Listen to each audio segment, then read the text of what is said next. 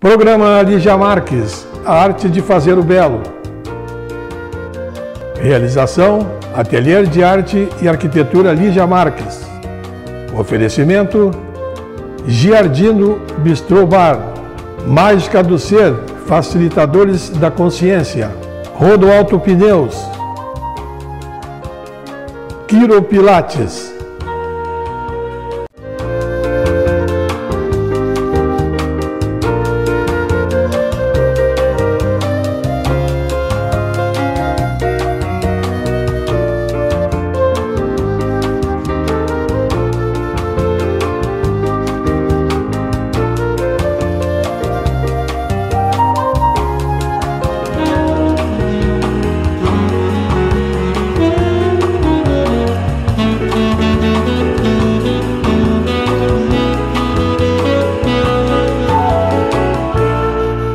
Olá, eu sou Lígia Marques e você está assistindo o programa Lígia Marques, a arte de fazer o belo.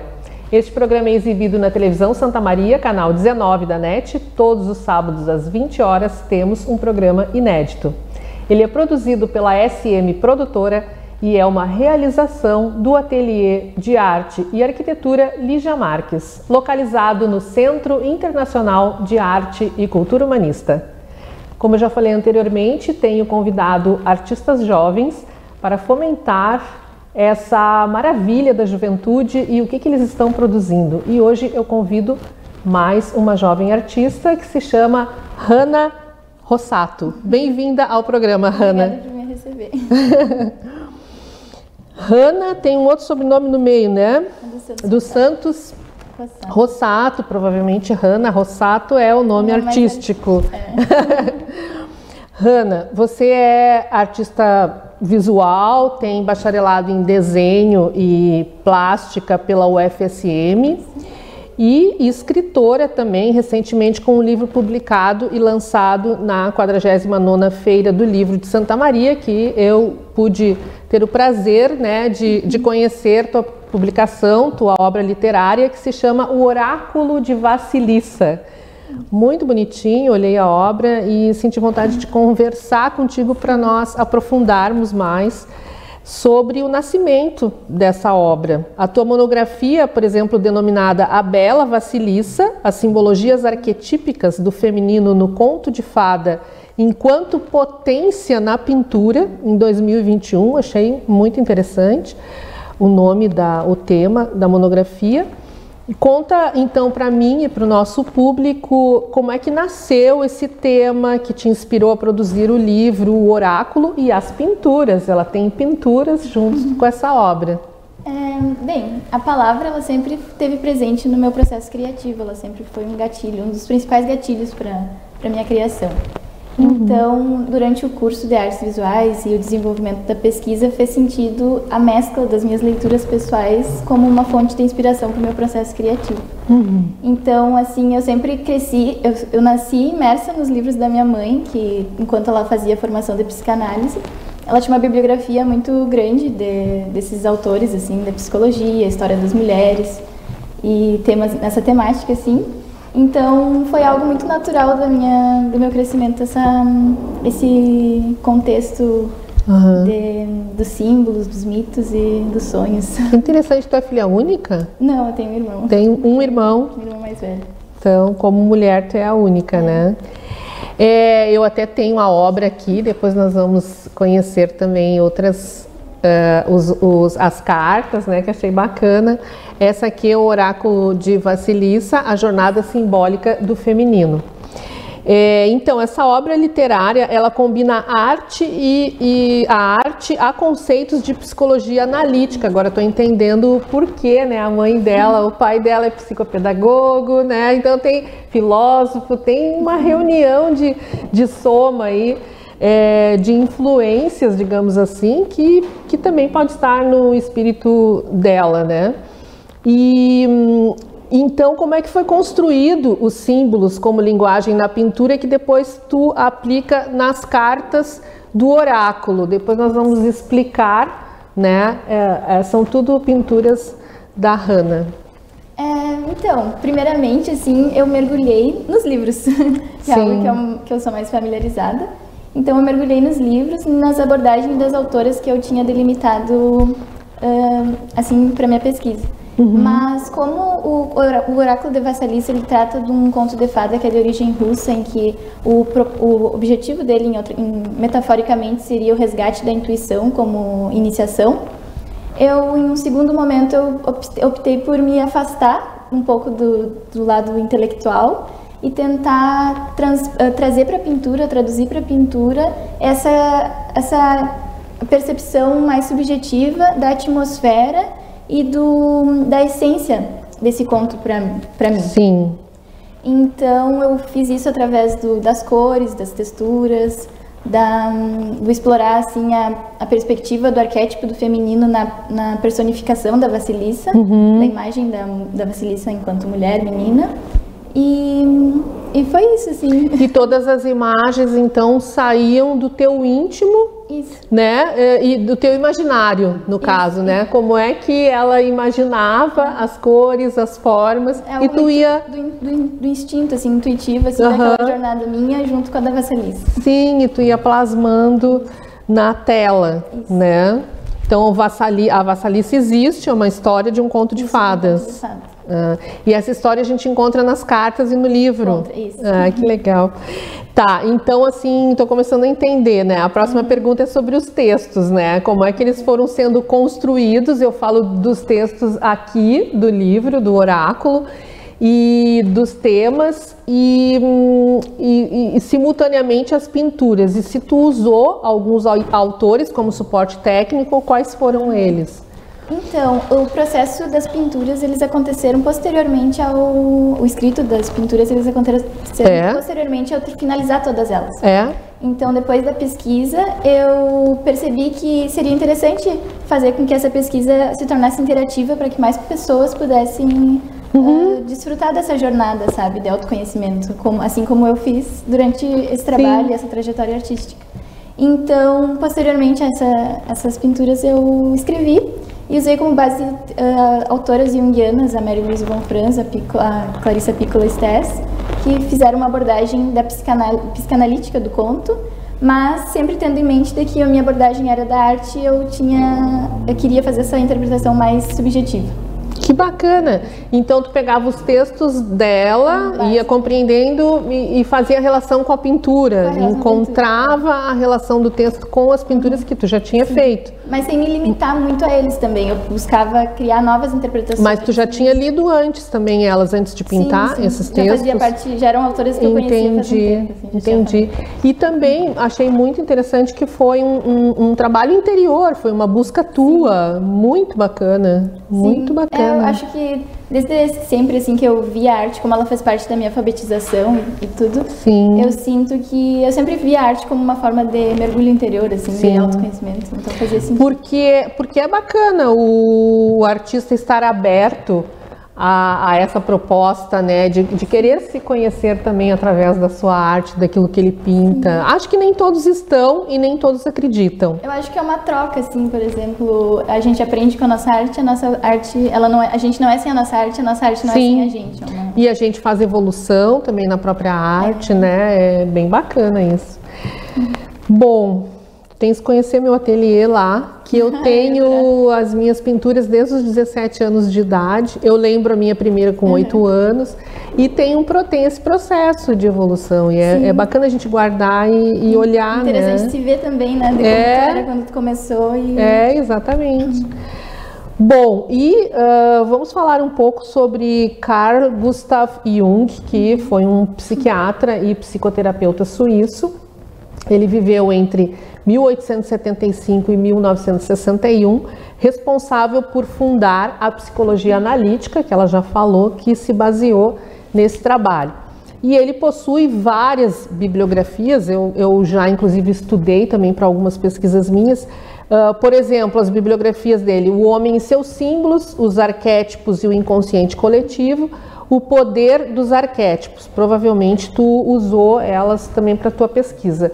Tu poderia nos falar sobre as simbologias, então, dos contos de fada? Fala um pouco mais, tu já falou alguma coisa, que podem estar impregnados de simbologias que Jung denominou como arquétipos. Explica para o nosso público essa questão dos arquétipos e das simbologias, porque Jung foi bastante forte nessa pesquisa. Eu acho importante lembrar, assim, de que enquanto artista, pesquisadora, a minha abordagem era do campo da arte.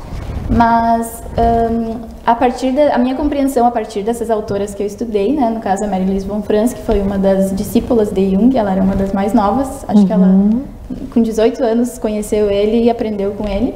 Então, a minha percepção a partir dela é de que quando a gente adentra os contos de fada, sejam qual for o conto de fada, eles apresentam elementos, e esses elementos eles são manifestações simbólicas dos arquétipos em contato direto com o indivíduo.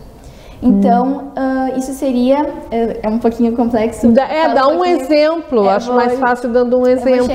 Eu vou chegar lá. Mas é tipo assim, eu apresento mais explicadinho no livro. Sim. Mas esses arquétipos e esses elementos, eles fazem parte da base dos complexos que estão presentes no inconsciente pessoal e coletivo. Sim. Então, no conto de fada, esses elementos eles se mostram pela imagem do rei, da rainha, dos príncipes, das princesas, dos heróis, aquele auxílio mágico que o herói vai receber, os animais.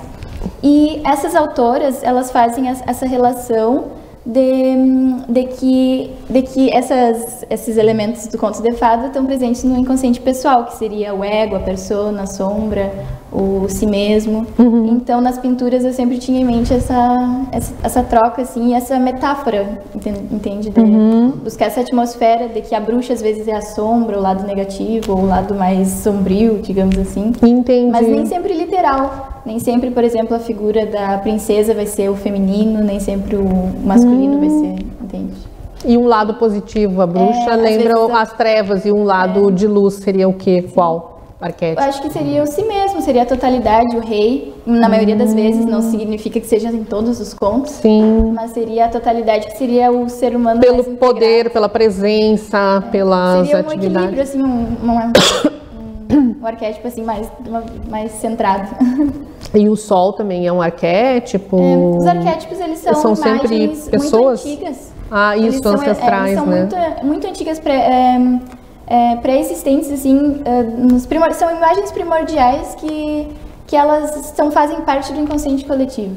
Então, por exemplo, os elementos, assim, o sol, a lua, a natureza, são coisas comuns e também os acontecimentos, né, no geral, assim, aquelas coisas que fazem todo ser humano ser semelhante um ao outro, sabe? Sim. São coisas assim, acontecimentos simbólicos, assim.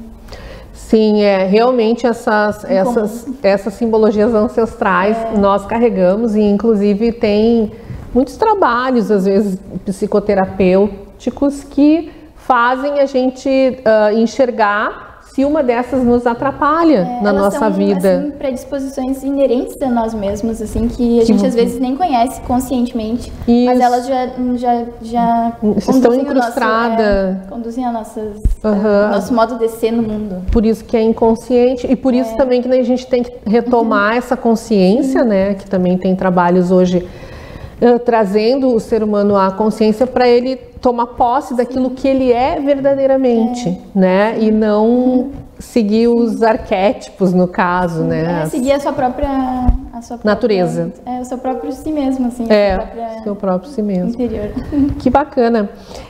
Nós vamos encerrar esse bloco e voltamos para o próximo para continuar conversando com a Hannah, e ela vai nos explicar um pouco das imagens. Nós vamos trabalhar também um pouco com o oráculo, né? Vamos falar um pouco sobre esses significados. Apreciem nossos apoiadores culturais que fomentam esse programa, e a gente espera vocês daqui a pouquinho. Até mais. Programa Lígia Marques, a arte de fazer o belo. Realização, Ateliê de Arte e Arquitetura Lígia Marques. Oferecimento, Giardino Bistrô Bar, Mágica do Ser, facilitadores da consciência.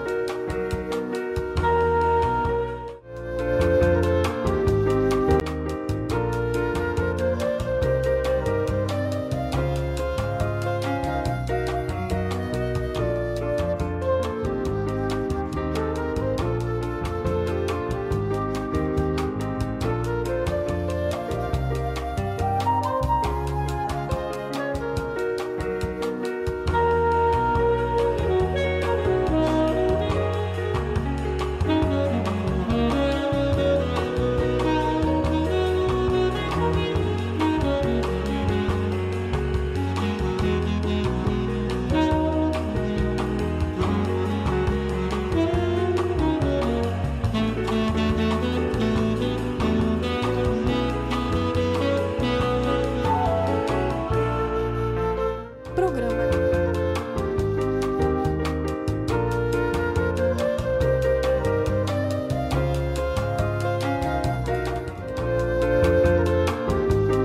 Voltamos a apresentar o programa Lígia Marques, a arte de fazer o belo, e continuamos conversando com a artista visual e escritora Hanna Rossato. Hanna, eu não sabia dessa diversidade da tua família também, que a tua mãe estuda psicanálise, eu acho que teu pai agora também está nessa formação, né? Isso é bacana, bem bacana, porque é um modo também da gente se autoconhecer, né? E eu acho que nós somos responsáveis no mundo também por trazer essa mudança também de valor a si mesmo, através da arte, através dos livros, né? Na orelha da capa do teu livro, O Oráculo de Vassilissa, a jornada simbólica do feminino, eu li o seguinte: tanto o conto de fadas como o ato de pintar estão diretamente relacionados com o indivíduo como um todo, por resgatarem sabedorias ancestrais, que era o que nós estávamos falando no bloco anterior, possibilitando ao sujeito a capacidade de se relacionar com a sua própria vida, com o outro e com o mundo que o circunda. Então eu te convido para fazermos alguns exercícios com o oráculo. Por exemplo, eu tiro uma carta e tu explica. Tá. Eu já tirei algumas lá na minha casa, achei bem bacana, e elas mudam, às vezes se repetem, né? Como é que a gente faz? Assim, mistura, isso? Eu gosto de embaralhar elas, me conectar, porque o oráculo ele é uma coisa mais introspectiva. Me conectar, eu não tinha pensado nisso. Ele é uma coisa mais introspectiva, né? Ele por exemplo, ele é os arquétipos em contato direto contigo. Tipo assim, pedir para o universo também estar presente comigo, é isso? Mais ou menos, se conectar? Eu acho que é intuitivo. Estar presente, né? Essa é uma linguagem dos arquétipos, então ele tá ali implícito, mesmo que tu não esteja, às vezes, até... Posso tirar daqui do meio, de onde quiser, né? Vamos ver o que vai sair. Ciclos, gente, eu já tirei essa, já é a terceira vez que eu tiro essa, então é muito forte, né? Tu lembra? Justamente, eu acho que pelo fato de tu tirá-la 3 vezes, significa que tu deve respeitar os ciclos. Claro, respeitar os ciclos. Os ciclos faz parte da vida da gente. Fala um pouco, vou deixar tu falar. Os ciclos é a questão, assim, da gente, de que a natureza, ela tem as estações do ano, os ciclos mudam, as fases da lua, e assim é com a gente mesmo. Então, por exemplo, os ciclos, eles dizem muito sobre a gente esperar as coisas acontecerem como elas devem acontecer, porque o universo se encarrega de certas coisas. Até quando a gente acha que não, ele se encarrega. Então é algo que ter paciência. Ter paciência, esperar, sabe? Seguir. Sim. Com a correnteza. Ir fazendo as coisas e respeitar os ciclos, né? A roda da fortuna tem a ver com isso. Porque é o movimento também da vida. Tem os ciclos da lua, tem os ciclos das estações, né? E às vezes nós como indivíduos, nós temos esse momento em que a gente semeia os nossos ciclos, a gente semeia a terra, a gente planta, a gente tem que ter paciência para aquela plantinha, né, florescer, né, para a gente colher. É isso. Eu entendi assim quando eu li. Já é a terceira vez. Tem 2 cartas até no oráculo que elas remetem a essa questão dos ciclos, mas uma é a fluidez, o movimento, que é a carta número 10, e essa é a carta número 6, que remete aos ciclos também, mas em perspectivas diferentes, como é algo bastante... Tá, e fala então da obra que tu pintou. Tu pintou antes, tu pintou depois? Eu pintei antes delas. Eu fiz elas pro... Tu não sabia que ela ia ser chamada de ciclos? Não sabia. Ai, que legal. Foi um processo que foi assim... Então explica a pintura, então, por favor. A pintura? Eu acho que não tem como explicar, assim, botar em palavras, porque é muito do que a pessoa vai se conectar e sentir dela, sabe?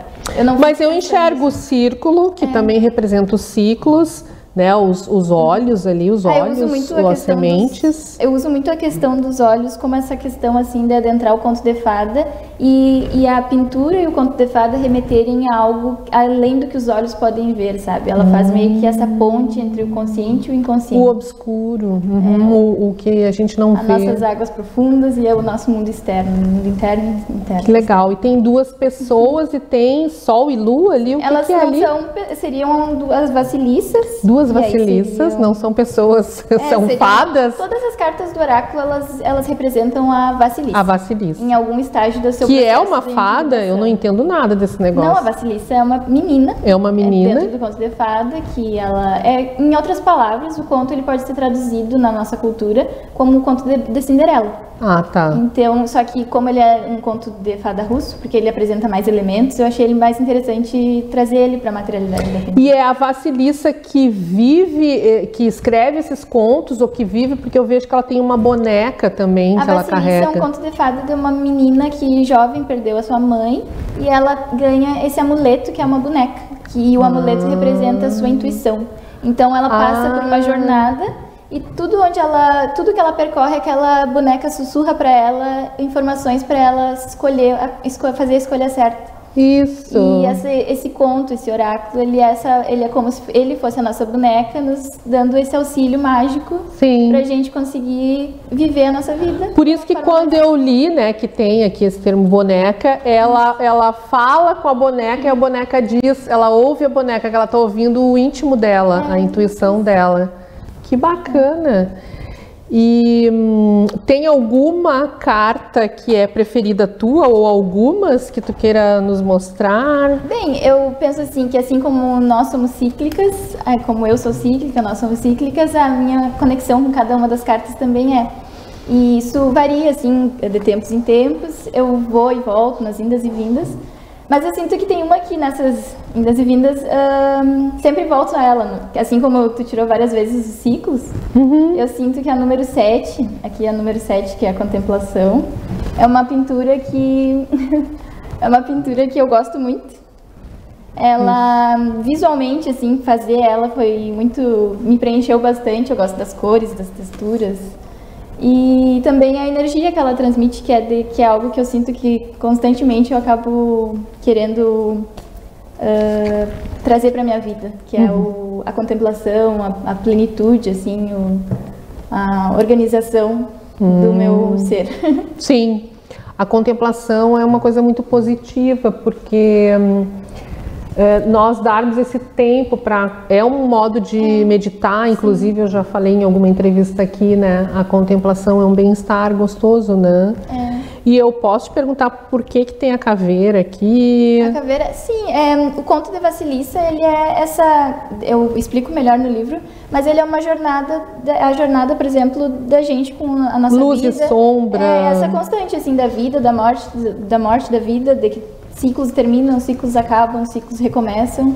E a gente tem que aprender a se movimentar no mundo, com a malícia do mundo, com o lado bom, o lado negativo, de que a gente tem que ser dócil, mas também às vezes a gente tem que ser mais rígido, mas sem perder o lado bonito de ser quem a gente é, sabe?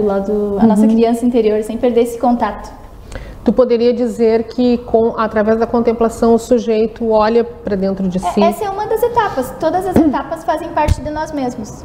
Então, são processos que a gente se encontra. Eu sinto que a contemplação ela é muito sobre a gente se reorganizar, da gente ver a nossa rotina, a nossa energia e ver como que tá a nossa vida. E essas etapas, elas não têm um ponto de chegada, meio e fim? Não, assim como a vida um lugar assim que tem muitas influências de todos os lados, o oráculo é uma coisa que segue esse ritmo. Como é que tu foi construindo isso? Foi por intuição também? Uma das primeiras aqui é a intuição, a primeira carta é a intuição. Eu fui seguindo a ordenação conforme eu fui criando as pinturas. E foi algo muito intuitivo, assim. Foi algo que eu estava vivendo, coisas que eu vivi, mas não muito atreladas a mim também. Eu senti muita semelhança com a jornada de Vassiliça. Mas isso se dá porque esse conto é um conto arquetípico, entendeu? Do inconsciente coletivo, então é algo comum na vida de todas as pessoas. Do inconsciente coletivo. Então, por exemplo, não é só a Hannah que vive essa jornada ou que passou por essas questões. Entendi. Porque, por exemplo, eu não perdi minha mãe, entende? Mas isso significaria, em outras palavras, que é o processo de tu começar a construir a tua independência, entende? Olha, que então bacana. É tipo a morte daquela menina pra mulher adulta, pra mulher mais... Claro. E são processos que não são assim do dia para noite, é algo que vai progressivamente acontecer. E a morte, ela faz parte do processo da nossa vida, mas não necessariamente a morte física, Isso. que eu acho muito bacana a gente saber também matar aquilo que não nos serve mais, né? Deixar morrer o que não nos serve mais e receber o novo, para ser novo, né? Eu acho reconstruindo, assim, eu acho muito bacana quando a gente compreende isso, que é também um desapegar, né? Estar aberto para a vida, para as mudanças. E nessa construção do oráculo, me fala um pouco sobre a tua orientadora. Ela te orientou na monografia e também na construção desse projeto? Não, assim, ela me Meu nome dela é a Karine Pérez. Ela me orientou no TCC, toda a pesquisa de desenvolvimento. E sem a orientação dela, eu sinto que eu não chegaria nesse resultado, porque ela me manteve direcionada, sabe? Sim, porque como é um conteúdo muito abrangente, que possibilita muitas viagens. É verdade. E assim, é os sonhos, e é os símbolos, e é muito abrangente. Então, eu sinto que ela sempre me trazia, me puxava de volta pro centro. Ai, que legal. Fez uma belíssima obra. Mas o oráculo, ele surgiu depois. Então, ela ainda, eu acho que ela não viu ainda o oráculo. Ah, é? Eu tô pra entregar pra ela. Mas ele surgiu a partir do nosso trabalho juntos. Sim, ela te orientou na monografia da graduação, né? Fala um pouco sobre essas tuas outras etapas, as exposições internacionais. Tu fez uma viagem de intercâmbio. Conta para nós essas exposições no México e no Uruguai, como é que elas aconteceram? Assim, ao longo da minha trajetória artística, né, que não faz muito tempo, eu comecei mais ou menos em 2016, eu participei de várias exposições, na maioria das vezes com um grupo de pesquisa, o GPICTO, que é coordenado pela minha orientadora, Karine na Universidade Federal de Santa Maria. Mas essas duas oportunidades que surgiram do intercâmbio e da exposição do México foram oportunidades que surgiram. A do México surgiu com um grupo de pesquisa Arte e Suas Imediações, coordenados pelo professor Lucieri Dalla Valle. E surgiu essa oportunidade através de um projeto que se chama Referências Cruzadas, que a gente fez parte na época, em 2018. E era um grupo de artistas na América Latina, cada um de um país, para fazer uma exposição com um acontecimento histórico, fazer uma colaboração para uma exposição de um acontecimento histórico do México. E aí, o que se destacou daquela exposição é de que eu era a única mulher, a única artista mulher a parte da exposição do Brasil. E a do intercâmbio, falando rapidinho assim. A do México. Essa é do México, a que eu falei. A do México. Que tu falou do México. Isso. E a do intercâmbio seria de que eu consegui uma bolsa, eu fui selecionada para ser intercambista pela universidade em Montevidéu. O intercâmbio foi no Uruguai. Foi no Uruguai. E aí eu frequentei a Faculdade de Belas Artes de Montevidéu e por um ano? Por cerca de um meio semestre, um semestre um pouco mais. E nesse processo, com as disciplinas, eu participei de uma exposição coletiva com os professores, Daniel Tomazini. Então, no México foi coletiva, no Uruguai foi coletiva. E é muito bom, né, essas trocas em outra língua, em outro país, a gente cresce muito, né? Eu já fiz isso também. As outras pessoas ensinam a arte, trocam e criam, fazem. E quais os projetos futuros? Agora tu tem uma exposição prevista agora no Museu de Arte de Santa Maria. Isso. Primeiro, né, eu queria dizer que quem quiser comprar o oráculo, ele está disponível na Livraria da Mente. Tá. E as obras do oráculo, das cartinhas, né, elas vão estar em tamanho real para ser expostas no Museu de Arte de Santa Maria, na Sala Monet Plaza Arte. Esse ano eu fui selecionada para ser uma das expositoras do museu. E as obras vão estar lá, para quem tiver curiosidade de ver elas de perto, sentir... Que tamanho que elas têm? São todas do mesmo tamanho? Não são todas do mesmo tamanho. A maior delas tem cerca de 90 por 1 metro, assim. Ela é bem grande, assim. A Intuição? E as outras, elas são de 70 por 50, por 60, mais ou menos. E as menores são 50 por 70. E tem ainda as em aquarela. Em aquarela. São várias. Que também fizeram parte do oráculo. São 13 Tu pinturas. vai expor só as que fizeram parte deste livro, do Oráculo de Vassilissa? São 13 pinturas. Tá. O nome da exposição vai ter esse nome? É Simbologias Arquetípicas do Feminino, isso. Aham. E é legal as pessoas irem aproveitar essa exposição. Que dia que aberta ao é? público. É do dia 3 de junho a 28 de junho, mais ou menos. Então tá bem próximo. Isso. 3 de junho a 28 de junho? Isso. Aham. E é sempre de manhã e de tarde que tá aberta a Nos horários exposição? nos horários museu. do shopping. É do Shopping Monet. Ah, Ela é é no a sala Shopping do Monet? Isso, Não ela é lá no museu, no MASME? Não, ela é através do museu, na sala do museu no Monet. Então, ó, tem que prestar atenção. A exposição está no Shopping Monet. Isso, na sala do museu. Produzida pelo MASME, mas é uma outra sala Isso, lá no Shopping Monet. Ok. E para finalizar, então, eu queria te perguntar por que o feminino, né? Tu usou a jornada simbólica do feminino. Poderia ser do masculino, não sei. Como é que Hanna Rossato se define no feminino como pessoa? Tu consegue? Bem, a minha abordagem, dentro da minha abordagem, né, do feminino na psicologia analítica e na arte, o feminino, ele é a alma. Então, seria a jornada da alma. Que linda resposta. E a alma, o feminino é a alma, o movimento, o círculo em que tudo está incluso. Dizem que a Terra é o feminino, o universo é feminino. O acolhimento, o movimento. E para mim, eu vejo o feminino através da arte. É a forma mais pura de expressão da minha própria alma. Com a intenção de tocar outras almas. Então, para mim, fez muito sentido isso da jornada simbólica do feminino minha em contato com a dos outros. Tu pretende seguir essa carreira de artista visual e escritora? Pretendo. Que bacana. Te satisfez? Pretende fazer mestrado, doutorado? Esse ano eu tirei pra mim refletir, assim, como artista. Sabático. Um sabático. É um ano pra mim, assim, me reconhecer como artista, com o meu trabalho e conseguir criar. E aí, a partir daí, ter uma forma mais autêntica do rumo que eu vou seguir. Que bacana. Tu te formou quando? Me formei em outubro do ano passado. Do ano passado, Então... E foi um processo bem intenso, então é bom essa pausa, assim, pra... É uma nova reflexão, assim, até uma limpeza de, né, de todas as coisas aprendidas para se abrir para uma nova pesquisa, né? Que bacana. Tem alguma mensagem que tu queira deixar para estudantes das artes, da psicologia, enfim? Eu acredito que o livro por si só ele já diz isso, né? De que eu acho que a gente tem que buscar a nossa alma, o que é mais sincero pra gente e que a partir disso a gente atinge.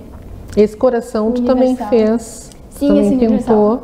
O baralho ele foi uma colaboração, na verdade, ele é uma produção independente e eu montei uma equipe com outras mulheres. Então, por exemplo, eu fiz as ilustrações e o livro. O baralho e o designer gráfico foi feito pela Yasmin Facin. A correção foi feita pela Valentina Pezzi e a diagramação foi feita pela Ivete Conceição. Legal. E aí aqui tem tudo. E a capa também é tua, um fragmento de uma obra? É um fragmento da primeira obra, que é a Intuição. Entendi. Então comprem o livro que vocês vão se divertir, é uma delícia mesmo ler e tirar o oráculo e olhar para dentro de si, né? É uma belíssima pesquisa, parabéns. Muito obrigada. Muito obrigado pela tua vinda ao programa. Pelo convite. E a gente se vê lá o meu livro está autografado. Né? Quem sabe vocês compram o livro e vão na exposição pedir o autógrafo. Ou podem me encontrar pelo Instagram também, é hannaross.art. Ótimo. Tu tem um site também? Tem o site também, hannarossato.com. Legal. Muito obrigado, Hanna, pela tua participação, por trazer essa belíssima obra ao programa. Então, também quero lembrá-los que os objetos que vocês veem no cenário, né, esse peixinho de porcelana foi pintado por mim. As echarpes, enfim, os brincos que eu uso, os sapatos, tudo pintado por mim. Muitas dessas peças você encontra na loja online ligiamarques.com.br. Foi um prazer ter estado com vocês. Eu agradeço aos apoiadores culturais deste programa, que são empresas que fomentam a arte e a cultura como proposta por este canal. A gente se vê nos próximos programas e eu espero você. Programa Lígia Marques, a arte de fazer o belo. Realização: Ateliê de Arte e Arquitetura Lígia Marques. Oferecimento: Giardino Bistrô Bar, Mágica do Ser, Facilitadores da Consciência, Rodoalto Pneus, Quiro Pilates.